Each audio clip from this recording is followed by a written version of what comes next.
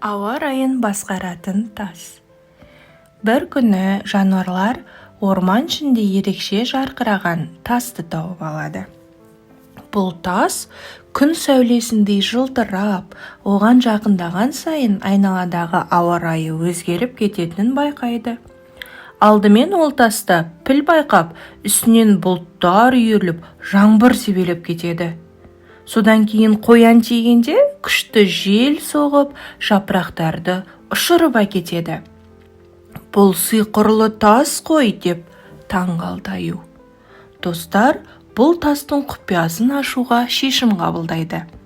Олар тас арқылы ауа райын басқара алатындарын түсінеді. Бірақ егер дұрыс пайдаланбаса, орманға зиян келуі мүмкін еді. Бұл тасты қалай қолдану керектігін үйренуіміз керек, деді арыстан. Осылайша олар ауа райын реттеу арқылы ормандағы тіршілікке көмектескісі келеді. Бірақ күтпеген жерден бір қулығы бар жануар тасқа ие болғысы келеді. Қалай ойлайсың, ол қандай жануар болуы мүмкін? Ол таспен не істейді? Бұл әрине түлкі.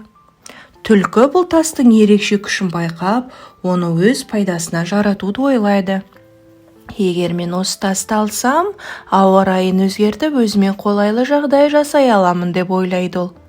Бір күні түлкі жануарларға келіп, достар, бұл тас өте қауіпті. Егер ол дұрыс қолданылмаса, бүкіл орманға зиян келуі мүмкін. Оны тек ақылды, жауапкершілігі мол жануар ұстауы керек.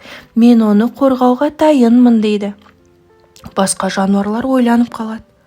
Түлкі әдетте айлакер, бірақ бұл жолы бұл шынымен дұрыс айтып тұрған шығар. Бізге бұл тасты сынап көру керек, деді піл. Егер ол шынымен қауіпті болса, оны бір жерге жасырып қоямыз. Бірақ түлкі олардың жоспарынан бұрын қимылдап тасты ұрлап кетеді.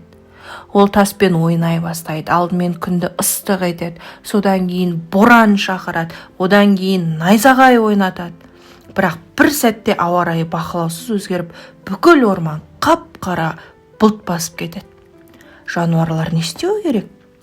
Олар түлкіні тоқтатып, тастың күшін қайтарудың жолын таба алады ма? Ормандағы жануарлар дүрлігіп қорқа бастайды. Күн күркіреп, қатты жел соғып, ағаштар шайқалады.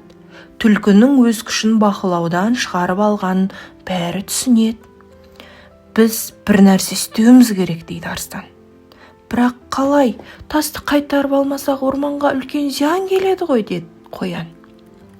Сонда піл ойланып, түлкі алдаумен айланы жақсы көреді емес пе?